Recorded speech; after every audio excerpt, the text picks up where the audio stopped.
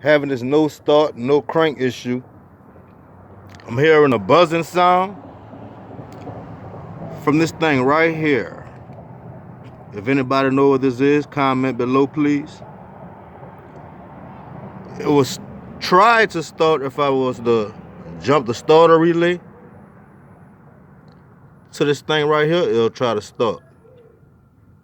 But when I'm turning the key from the ignition, there's nothing. Brand new battery, brand new alternator. Checked all the fuses. No fuses is blown. What else did I do? Oh, and I got my key reprogrammed. That's not working also.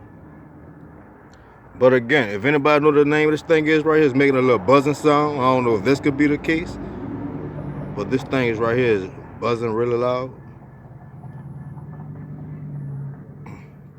And it's all, I don't know, I tried everything. But yep, brand new battery, starter working, key reprogrammed. I don't know what else it can be.